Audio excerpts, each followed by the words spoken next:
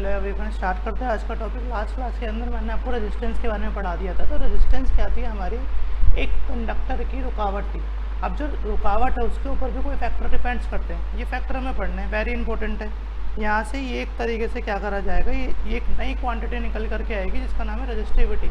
ये हम बात करेंगे रजिस्टिविटी क्या होती है। तो रजिस्टिविटी की डेरिवेशन भी हमारी यही है। तो बात करते हैं कौन कौन से फैक्टर्स हमारे डिपेंड करते हैं। तो पहला फैक्टर है मेरे पास, जो फैक्टर अफेक्ट करेंगे रेजिस्टेंस को, पहला फैक्टर है मेरे पास length of the conductor. Length of the conductor. अब मैंने आपको लास्ट क्लास में बता ही दिया था कि जो रेजिस्टेंस होता है वो हमारे पास रुकावट होती है, यानी कि इस चीज़ की रुकावट जो कि करंट को क्या करती है, अपोज करती है। तो एक इमेजिनेशन करते हैं। अगर मैं बात करूँ, मेरे पास एक छोटा वायर है, जैसे सपोज करते हैं मेरे पास एक ये वायर है और एक मेरे पास बड़ा वायर है। तो अगर मैं बड़े वायर की बात करता हूँ तो जो इसकी लेंथ है, तो लेंथ के बढ़ने से इसके अंदर रेजिस्टेंस की आने की कैपेसिटी भी क्या होगी, बढ़ जाएगी। तो इससे मेरे को ये वाली बात पता चलती है, जो रेजिस्टेंस है वो डायरेक्टली प्रोपोर्शनल है किसके, लेंथ ऑफ द कंडक्टर के। तो कैसे लिखोगे इसको, लिखेंगे जरा ध्यान से। Experimentally it is found that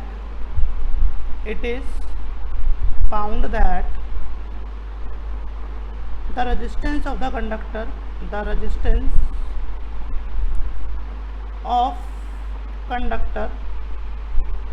is directly proportional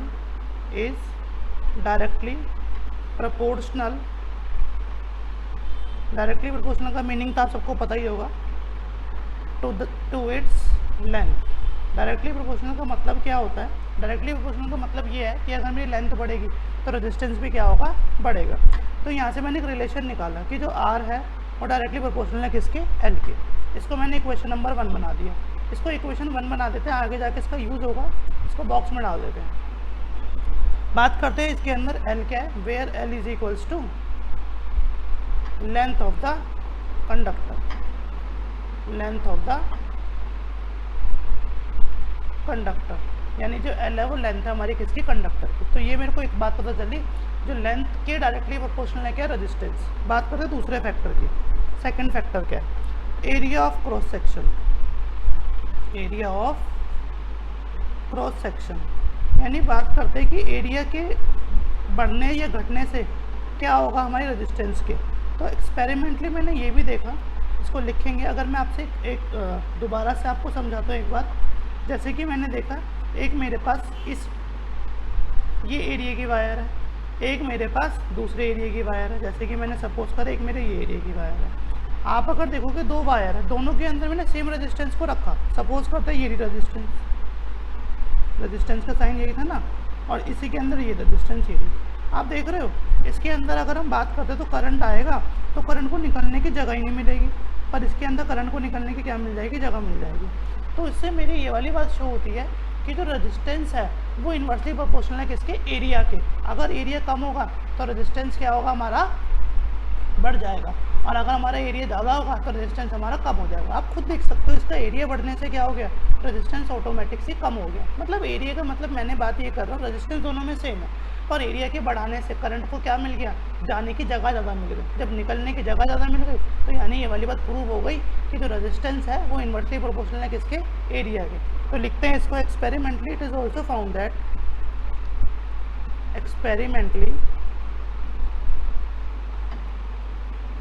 it is found that area of conductor is inversely proportional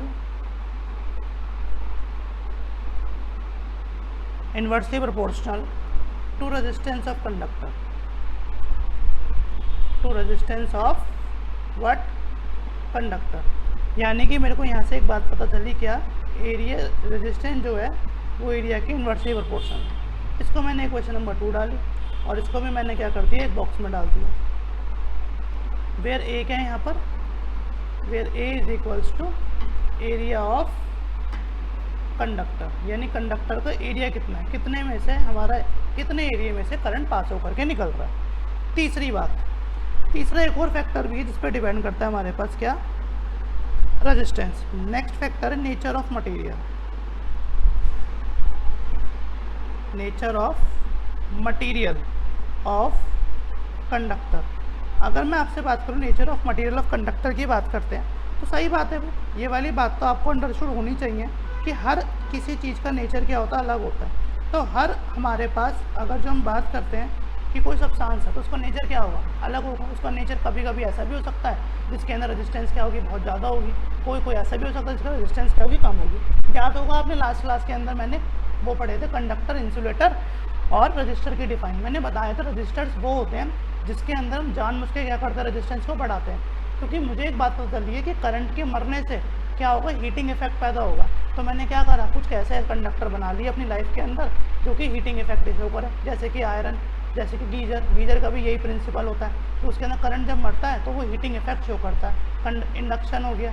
तो इस तरीके से हमने क्या करा ये, तो मैंने ये जाना कि इसके अंदर कौन सा मटेरियल है, उस मटेरियल के अंदर क्या है, हाई रेजिस्टेंस है। तो कोई मटेरियल ऐसे आते हैं एनवायरनमेंट के अंदर, मतलब हमारे पास मार्केट के अंदर, जिसका नेचर ही कैसा है, हाई रेजिस्टेंस का है। तो जानते हैं वो कौन सा है वो, तो इसके अंदर लिखेंगे resistance of conductor. Resistance of conductor depends on nature of material by which it is made. कौन से मटेरियल से वो बना है। अगर हम बात करें फॉर एग्जांपल कॉपर, जो कॉपर है सब, for example copper have less resistance as compare to nichrome wire, as compare to nichrome wire. एक नाइक्रोम अलॉय वायर होता है जिसका हाई रेजिस्टेंस होता है। तो इससे मेरे को पता चला कि जो वायर भी अलग अलग तरीके की मंगा सकते हैं जिसका रेजिस्टेंस क्या होगा, कम होगा या ज़्यादा होगा। हम घरों में कॉपर का यूज़ क्यों करते हैं, क्योंकि कॉपर वायर जो है ना वो मॉडरेट है, ना तो बहुत महंगी ना बहुत सस्ती, नॉर्मल है, हमारे अच्छे रेट में हमारे बजट में आ जाती है। इसलिए हम घरों के अंदर कौन सा वायर यूज़ करते हैं, कॉपर वायर यूज़ करते हैं। और इसकी जो रेजिस्टेंस है वो मॉडरेट क्या है, बहुत कम है, बहुत कम, इतनी ज़्यादा नहीं है कि हमारे क्या कर देगा, बहुत ज़्यादा गर्म करेगा। दूसरी बात वह सबसे कम रेजिस्टेंस होती है किसमें, सबसे कम रेजिस्टेंस होती है हमारे सिल्वर में। बट सिल्वर को यूज़ नहीं कर सकते घरों के अंदर। अगर हम चांदी के वायर लगाएंगे तो बड़ी दिक्कत आ जाएगी ना, बड़ा एक्सपेंसिव काम हो जाएगा, तो पॉसिबल ही नहीं है। तो इसलिए हम घरों में क्या लगाते हैं, कॉपर का वायर लगाते हैं। तो मेरे पास यहाँ पे दो इक्वेशन बनी हुई, इक्वेशन नंबर 1, इक्वेशन नंबर 2, इसको कंबाइन करते हैं, यहाँ से अब एक रिलेशन निकालते हैं। तो मैंने क्या करा, फ्रॉम इक्वेशन या कंबाइन इक्वेशन 1 and 2, मैंने दोनों इक्वेशन को क्या कर दिया, कंबाइन कर दिया। R directly proportional to L upon A, यानी मेरे पास ये निकल करके आया, जब भी प्रोपोर्शनल का साइन हटता है तो कांस्टेंट आता है, यहाँ पर भी कांस्टेंट आएगा। R is equal to rho L by A. ये रो क्या चीज़ है, देखो ध्यान से छोड़ो, इसको पढ़ते हैं हम रो। रो का मतलब क्या है, रजिस्टिविटी। रो का मतलब क्या है, रजिस्टिविटी। अब ये रजिस्टिविटी क्या है, resistivity is a intrinsic property. जैसे आपने चैप्टर उस लाइट के अंदर पढ़ा, लाइट के अंदर मैंने एक रिफ्रैक्टिव इंडेक्स वर्ड पढ़ा, वहाँ रिफ्रैक्टिव इंडेक्स था, यहाँ रजिस्टिविटी है। रजिस्टिविटी का मतलब कि मैंने एक सब्सटेंस बाजार से परचेज करा, उसके अंदर रेजिस्टेंस तो हम घटा बढ़ा सकते हैं। कैसे घटा बढ़ा सकते हैं, जैसे कि अगर मैं बात करूं लेंथ बढ़ा दी तो रेजिस्टेंस बढ़ जाएगा, एरिया बढ़ा दिया रेजिस्टेंस क्या होगा, कम होगा। पर रजिस्टिविटी कभी घटाया बढ़ा नहीं सकते। एक ऐसा सब्सटेंस जिसकी नेचर के ही अंदर क्या है, उतनी रेजिस्टेंस तो ऑफर करेगा ही करेगा, वो उसकी क्या कहलाएगी, रजिस्टिविटी कहलाएगी। मैं एक सब्सटेंस खरीद के लाया, सपोज करते हैं मेरे पास ये एक स्टाइलस है, इस स्टाइलस को मैंने बाजार से परचेज़ करा। जैसे मैंने इसको परचेज़ करा तो इसके अंदर कुछ ना कुछ रेजिस्टेंस होगी जो उसकी इंट्रिंसिक प्रॉपर्टी में होगी, यानी उसको हम ख़त्म नहीं कर सकते, ना उसको बढ़ा सकते ना उसको घटा सकते। इतने सब्सटेंस के अंदर इतनी रजिस्टिविटी होगी, इतनी रेजिस्टेंस होगी ही होगी। जो स्पेसिफिक रेजिस्टेंस है उसी का नाम क्या पड़ गया, रजिस्टिविटी पड़ गया, यानी कि वो फिक्स रहेगी किसी भी सब्सटेंस के अंदर। पर अगर मैं इसको स्ट्रेच करूँ, खींचूँ, तो इसकी लेंथ बढ़ जाएगी, लेंथ बढ़ने से इसकी रेजिस्टेंस क्या होगी, बढ़ जाएगी। अगर मैं इसको छोटा कर दूँ, दबा दूँ, दबाने से क्या होगा, एरिया बढ़ेगा तो रेजिस्टेंस क्या हो जाएगा, इसका कम हो जाएगा। पर रजिस्टिविटी को हम चेंज नहीं कर सकते। तो यहाँ से मेरे पास एक रो निकालते हैं, रो का मतलब क्या हो गया, रजिस्टिविटी। तो रजिस्टिविटी की वैल्यू निकालते हैं, rho L is equal to R A. तो यहाँ से मैंने रो की वैल्यू निकाली, क्या आ गई, आर ए अपॉन एल। तो यहाँ से एक नया फार्मूला जनरेट हो गया किसका, रजिस्टिविटी का। तो ये रजिस्टिविटी का फॉर्मूला आगे रो एल अपन है। बात करते हैं इसकी एसआई यूनिट। एसआई यूनिट की अगर मैं बात करूँ रो की, तो रेजिस्टेंस को हम किस में मेजर करते हैं, ओम में, एरिया को मीटर स्क्वायर में, और लेंथ को किस में करते हैं, मीटर में। मीटर से मीटर कटा, your answer is ohm metre. Paper के अंदर बहुत क्वेश्चन आएगा भाई कि आपको क्या बतानी है, एसआई यूनिट ऑफ रजिस्टिविटी बतानी है, तो उसका आंसर क्या है हमारे पास, ओम मीटर। और इसका एक और नाम है, क्या नाम है, स्पेसिफिक रेजिस्टेंस। अगर आपको स्पेसिफिक रेजिस्टेंस बोल दे तो वो रेजिस्टेंस नहीं है, इसका मतलब क्या है, हम रजिस्टिविटी की बात कर रहे हैं। तो यहाँ से हम किसको डिफाइन करेंगे, रजिस्टिविटी को डिफाइन करेंगे, जो नया वर्ड ड्राइव हुआ है। तो नेक्स्ट हेडिंग क्या आपकी, रजिस्टिविटी। रजिस्टिविटी एक ऐसी इंट्रिंसिक प्रॉपर्टी जो सब्सटेंस की चेंज ही नहीं हो सकती। तो कैसे लिखेंगे, it is defined, very important definition है, it is defined as resistance of conductor, resistance of conductor of unit length and unit area of cross section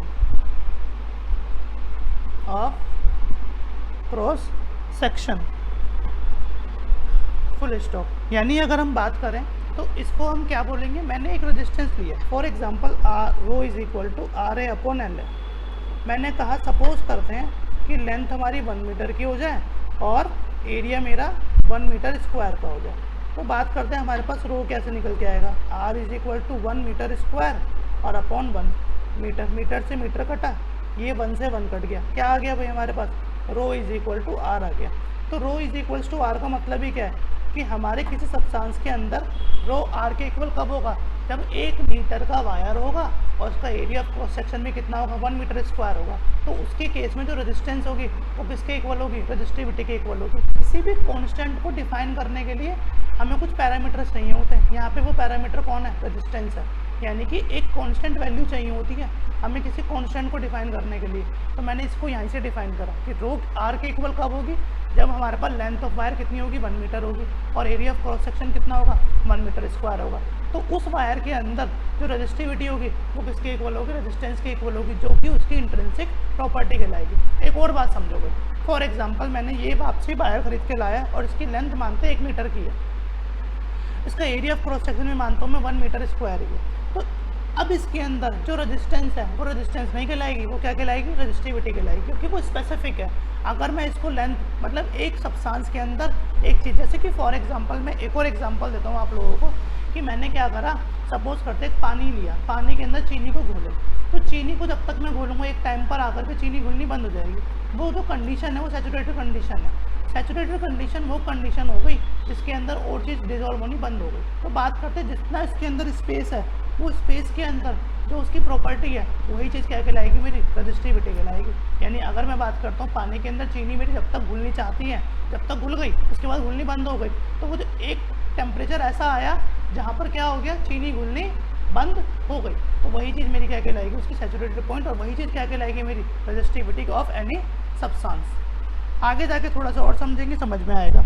एक और बात बड़ी इंपॉर्टेंट, जो रजिस्टिविटी है, resistivity of material does not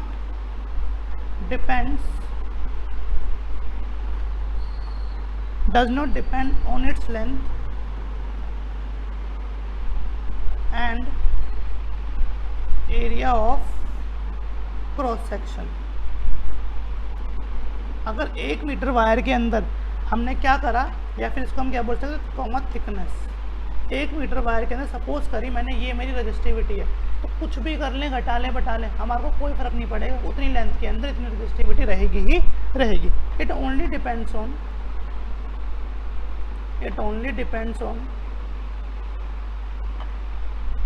nature of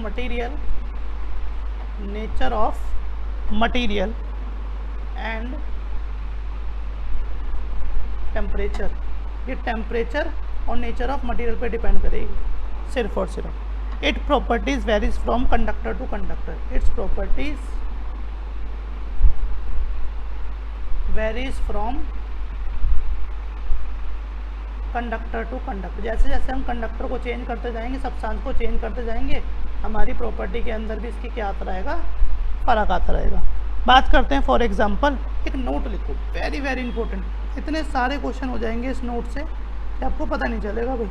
ध्यान से देखो भाई, अगर मैंने क्या करा, फॉर एग्जांपल मेरे पास एक वायर है, बड़े ध्यान से समझना, एक वायर है, एक वायर के अंदर अगर हम बात करें तो यहाँ पे इसका एरिया होगा। अगर हम इसको 3 डायमेंशन बताना है तो 3 डायमेंशन की वॉल्यूम क्या होगी, length into breadth into height होगी। यानी कि ये किसका फॉर्मूला, क्यूबॉइड का है। जो हमारा वायर होता है वो किसकी शेप में होता है, एक सिलेंड्रिकल फॉर्म में होता है, सिलेंड्रिकल फॉर्म में, ठीक। अगर सिलेंड्रिकल फॉर्म में होगा तो यानी तीनों डायमेंशन का क्या होगा, मल्टीप्लाई होगा उसका, जो कि क्या होगा हमारा L into B into H. ये L into B into H क्या है, मतलब L इंटू बी के एरिया, और ये हाइट है, इसको मैंने क्या मान लिया, एक तरीके से एरिया, लेंथ मान लिया। तो अगर मैं आपसे बात करता हूँ तो वॉल्यूम को अगर मुझे रिमेन कांस्टेंट रखना है तो ये क्या होगा, एरिया इंटू लेंथ होगा।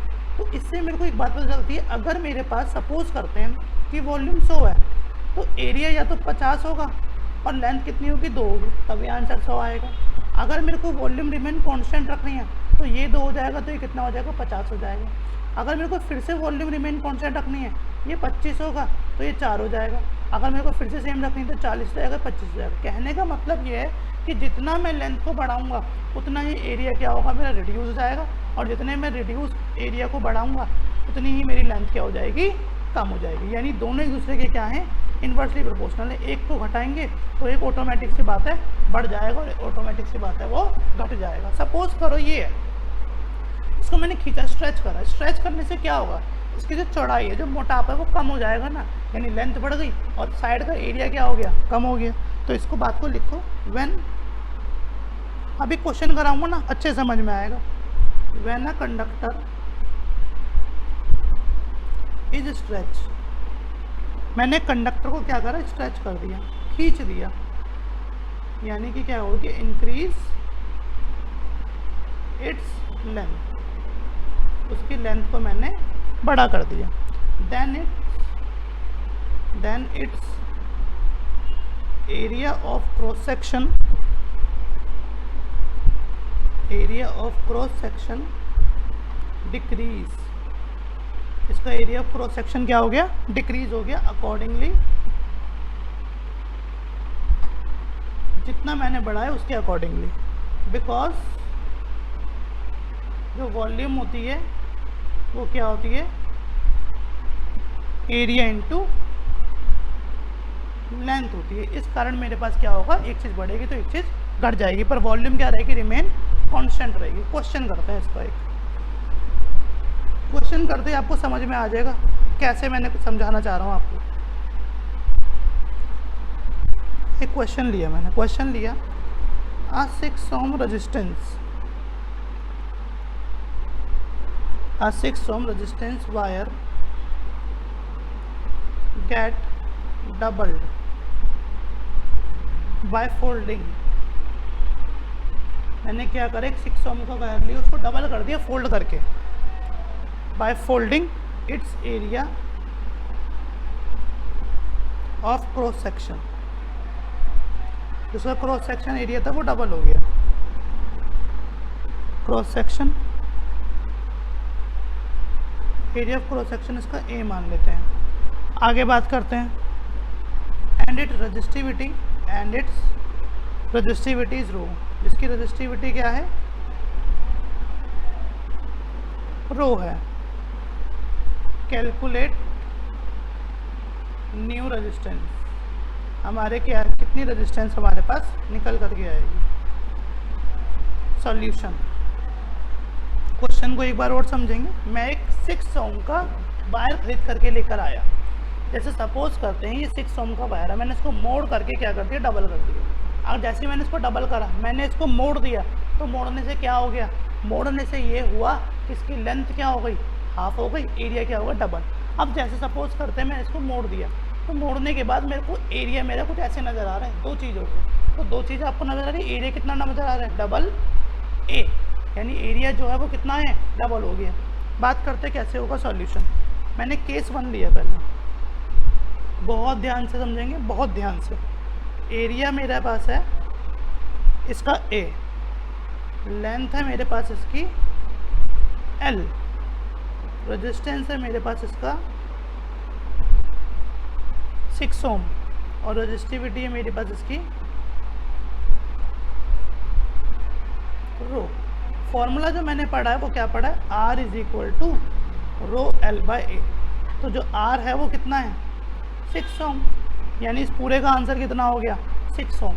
यानी कि अगर मैं बात करता हूँ जो R है वो 6 ओम है, तो रो L बाई ए कितना हो गया मेरे पास 6 हो गया।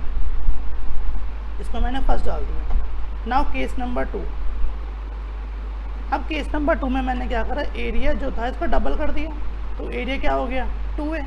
अब जो लेंथ है वो क्या लेंगे हम L बाय 2 लेंगे। क्यों लेंगे L बाय 2, क्योंकि अभी मैंने आपको बताया कि अगर मेरे पास इसको कांस्टेंट रखना है तो क्या करना पड़ेगा, हमें एरिया अगर बढ़ेगा तो लेंथ हमें कम करनी पड़ेगी, लेंथ अगर बढ़ेगी तो एरिया हमारे को कम करना पड़ेगा। दोनों एक दूसरे के क्या है इनवर्सली प्रोपोर्शनल है। तो लेंथ ऑटोमेटिक क्या हो गई L बाय 2 होगी। न्यू रेजिस्टेंस को मैंने मान लिया,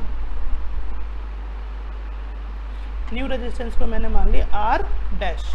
रेजिस्टिविटी क्या होगी सेम, रेजिस्टिविटी तो कभी चेंज ही नहीं होगी, जैसा सब्सटेंस है वो ज़िंदगी भर वैसे ही रहेगा। तो फॉर्मूले में पुट करते हैं R dash is equals to, formula क्या है रो L बाय ए, ये एक रेजिस्टेंस का फॉर्मूला, इसके अंदर पुट करते हैं वैल्यू। L कितनी है मेरे पास रो L बाय 2 और एरिया कितना है हमारे पास 2A, यानी 2 इंटू ए। तो ये आ गया मेरे पास R dash is equal to rho L by 4A आ गया। मैंने क्या करा 1/4 कॉमन निकाल लिया, यहाँ बचा रो L बाय ए बचा। तो जैसे ही रो L बाय ए बचा तो हमने क्या देखा वैल्यू पुट कर दी किसकी, रो L बाय ए की। रो L बाय ए की वैल्यू क्या है 6 ओम। तो पुट करते हैं इसके अंदर 1/4 multiply by 6 that is 3/2 that is 1/5 ओम। यानी कि मेरे पास जो निकल करके आया वो कितना निकल के आया 1.5 ओम निकल करके आया। क्या समझ में आ रही है इस बात से, इस बात से मेरे को एक ये चीज़ समझ में आई, मैंने आपको अभी बताया कि किसी भी चीज़ का एरिया बढ़ाने से रेजिस्टेंस क्या होगा कम होगा। आप खुद देखो, मैं जो खरीद के लाया वो 6 ओम का वायर था, और जब 6 ओम का वायर खरीद के लाया मैंने उसका घर पे आके क्या कर दिया एरिया बढ़ा दिया। एरिया के बढ़ाने से रेजिस्टेंस क्या होगा कम होगा। आपको पता है कि जो रेजिस्टेंस है वो इन्वर्सली प्रोपोर्शनल है किसके एरिया के। मैंने जैसे क्या करा एरिया बढ़ा दिया, एरिया 10 डबल करा, रेजिस्टेंस आप देख लो कितना कम हो गया, आधे से भी और कम हो गया, यानी आधा 3 होता है 3 से भी और कम हो गया, 1/4 रह गया हमारे पास क्या रेजिस्टेंस। तो इससे मेरे को पता चलता है कि एरिया के बढ़ाने से रेजिस्टेंस क्या होगा कम, और लेंथ के घटाने से रेजिस्टेंस क्या होगा ऑलरेडी कम, क्योंकि लेंथ क्या डायरेक्टली प्रोपोर्शनल है। आप देखो एरिया बढ़ा तो लेंथ ऑटोमेटिक सी बात है कम हो गई, और लेंथ क्या थी डायरेक्टली प्रोपोर्शनल थी किसके रेजिस्टेंस के। तो लेंथ के घटाने से रेजिस्टेंस क्या हो गया कम हो गया। आपके सामने अभी रेजिस्टेंस कम होता हुआ, जो कि कितना रह गया 1.5 ओम का रह गया। एक और क्वेश्चन कर लेते हैं, नेक्स्ट क्वेश्चन नंबर 2। ये आपकी एनसीईआरटी का सॉल्व एग्जांपल है, बड़े ध्यान से करना, पेपर में यही मिल जाएगा आपको। A copper wire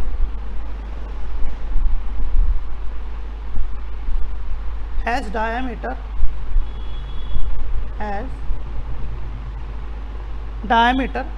0.5 mm। एक कॉपर वायर जिसकी डायमीटर कितनी है 0.5 mm की है, and resistivity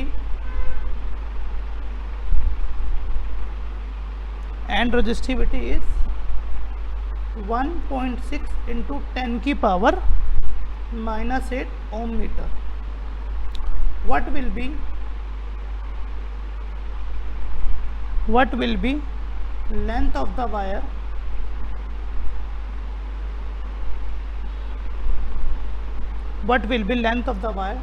to make resistance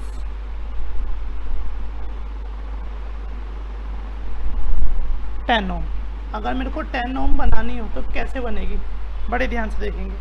question के अंदर आपको डायमीटर दे रखी है। डायमीटर क्यों दे रखी है, क्योंकि ध्यान से देखो, अगर मैं एरिया की बात करता हूँ तो जो मेरे पास वायर है वो किस फॉर्म में होता है, वो मेरे पास एक सिलेंड्रिकल फॉर्म में होता है, और सिलेंडर का जो यहाँ से एक पार्ट हमें दिखता है वो कैसा दिखता है, सर्कल पार्ट दिखता है। तो एरिया जो निकल के आएगा वो कैसे निकल के आएगा, area of circle. Area of circle क्या होता है, पाई आर स्क्वायर। तो ऐसे ही हम इसका एरिया निकालेंगे। हमें लेंथ निकालनी है। आप अगर देखोगे डायमीटर दे रखा है, डायमीटर कितनी है 0.5 mm। सबसे पहले रेडियस निकाल दो, 0.5 divide by 2, your answer is 0.25 mm। ये mm में, इसको मीटर में कन्वर्ट करो तो कितना हो गया, 0.25 इंटू 10 की पावर -3 मीटर। ये आ गई मेरे पास। एरिया निकालने के लिए फॉर्मूला पाई आर स्क्वायर। पाई की वैल्यू हमेशा साइंस में 3.14 लेंगे। रेडियस कितनी है 0.25 into -3, 0.25 into -3, this is the area. लिखने की ज़रूरत नहीं है इसको, मतलब कैलकुलेट करने की ज़रूरत नहीं है, आगे बढ़ेंगे। हमें रेजिस्टेंस कितना दे रखा है 10 ओम का। निकालना क्या है मेरे को, लेंथ निकालनी है। फॉर्मूला क्या, रो इज इक्वल्स टू RA/L। तो यहाँ से अगर मुझे रेजिस्टेंस निकालना हुआ, लेंथ निकालनी, तो लेंथ का फॉर्मूला क्या हो गया मेरे पास, RA/रो। वैल्यूज पुट करते हैं। रेजिस्टेंस कितनी है 10, एरिया कितना है 3.14 इंटू 10 की पावर -3, फिर 1 मिनट, ये है मेरे पास 0.25 इंटू 10 की पावर -3, अगेन 0.25 इंटू 10 की पावर -3। इसको डिवाइड करेंगे हम किससे, रजिस्टिविटी से। रजिस्टिविटी आपको क्वेश्चन में गिवन है 1.6 इंटू 10 की पावर -8। बिल्कुल कैलकुलेशन करनी पड़ेगी, कोई और इसका इलाज ही नहीं है कैलकुलेशन करने का। थोड़ा सा आपको हिंट दे देता हूँ कैसे कर लोगे। ये हटाओगे, ये हटाओगे, ये हटाओगे, टोटल आपके पास 6 जीरो आ जाएंगे नीचे, 10 की पावर 6। आप क्या करोगे, बेस से में पावर को ऐड करोगे, सब्ट्रैक्ट करोगे, इस तरीके से आप क्या निकाल पाओगे, इसका सॉल्यूशन निकाल पाओगे। ठीक, अगर मैं आपसे बात करूं तो यहाँ पर भी हमें -3 यानी नीचे आके पावर कितनी हो गई हमारे पास, अगेन 10 की पावर 6 हो गई। तो ये सारे भी हमारे क्या हो गए, यहाँ से कैंसिल आउट हो गए। बचा मेरे पास क्या, 10 की पावर -8 और यहाँ पर क्या बचा 10 की पावर प्लस में 12। जब आप इसको पूरा सॉल्व करोगे तो सॉल्व करने के बाद जो आपका आंसर आएगा वो कितना आएगा, 122.7 मीटर। सॉल्व हो जाएगा आराम से, कोई दिक्कत इतनी बड़ी आएगी नहीं। आप लोग कैलकुलेशन करोगे अच्छे से, आपका हो जाएगा आंसर। तो ये मैंने एक टॉपिक और कंप्लीट करा हमारा, जो कि हमारे को किसका पढ़ना था, रेजिस्टेंस का और factor affecting resistance of a conductor. अब जो हमारे पास आता है वो नेक्स्ट टॉपिक है कि हमें रेजिस्टेंस को किस तरीके से कनेक्ट किया जाए, यानी रेजिस्टेंस को कनेक्ट करने के वे क्या हैं। दो तरीके आपको रेजिस्टेंस को कनेक्ट करने के, एक है सीरीज़ और एक है पैरेलल। तो सीरीज़ और पैरेलल के क्वेश्चन भी करने पड़ेंगे, वेरी इंपॉर्टेंट टॉपिक है कि इसके अंदर हमारे किस तरीके से क्वेश्चन आएंगे। तो फिलहाल आज के लिए थोड़ा सा और पढ़ लेते हैं। तो हेडिंग डालेंगे आप लोग नेक्स्ट, कॉम्बिनेशन ऑफ रेजिस्टेंस।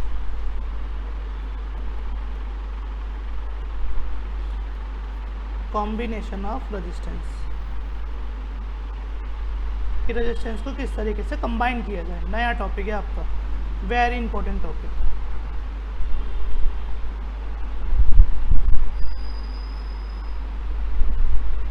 एक नया टॉपिक आ गया मेरा, कॉम्बिनेशन ऑफ रेजिस्टेंस। अब बात करते हैं किस तरीके से कनेक्ट किया जाए।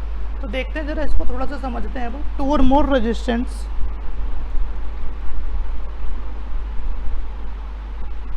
2 or more resistors can be connected with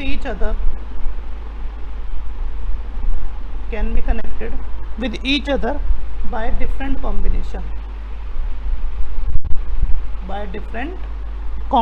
या different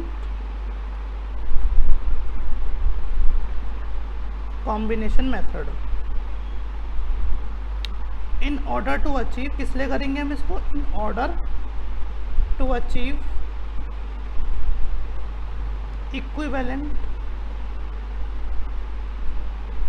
इक्विवेलेंट रेजिस्टेंस।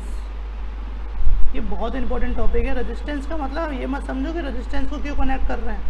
रेजिस्टेंस तो मेरा बल्ब भी ऑफर करता है। जो घरों के अंदर हम लोग ट्यूबलाइट लगाते हैं, आप देखते होंगे आपके घर में फॉल सीलिंग वाली वो हो रही होगी, क्या नाम है, POP। तो उसके छोटे छोटे बल्ब लगे होते हैं। सारे बल्ब एक से नहीं जलते, कोई बल्ब 4-5 होते हैं एक से जलते हैं, कोई 4-5 बल्ब होते हैं एक से जलते हैं, और कोई ट्यूबलाइट जो होती है अलग अलग से जलती है।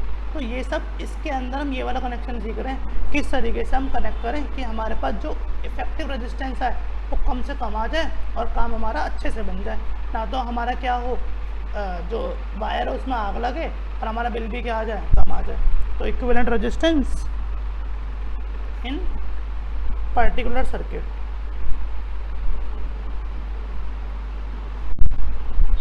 इन particular circuit.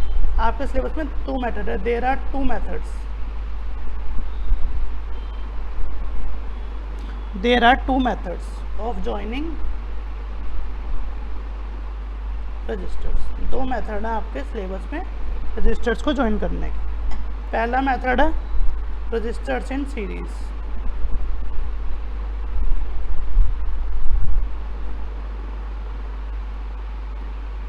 Registers in series, यानी पहला हम जो पढ़ने जा रहे हैं वो क्या पढ़ने जा रहे हैं, रजिस्टर्स इन सीरीज़ के अंदर किस तरीके से हम सीरीज़ के अंदर रजिस्टर्स को क्या करेंगे, कनेक्ट करेंगे। चलिए आज के लिए इतना ही बहुत है। सीरीज़ के अंदर रजिस्टर्स को कनेक्ट करने के लिए पूरी डेरिवेशन आपके सिलेबस में वो नेक्स्ट क्लास के अंदर करेंगे, साथ ही साथ ये टॉपिक पूरा कंप्लीट कर देंगे। इस टॉपिक के अंदर हमारे इसके अंदर कनेक्शन आएगा सीरीज़ और पैरेलल, सीरीज़ और पैरेलल के अंदर क्या एडवांटेज है, क्या डिसएडवांटेज है, हम ये पढ़ेंगे और हैंड टू हैंड इसके नेक्स्ट क्लास के अंदर न्यूमेरिकल्स भी कर लेंगे। तो अगली क्लास जो होने वाली है वो आपको पक्की बात है 3 नंबर से दिलाएगी, क्योंकि एक क्वेश्चन आपका डेफिनेटली बोर्ड के अंदर रेजिस्टेंस से रिलेटेड आना ही आना है। फिलहाल आज के लिए इतना ही होता है, जितना मैंने करा दिया उसको रिवाइज कर लीजिएगा आप एक बार नेक्स्ट क्लास में आने से पहले।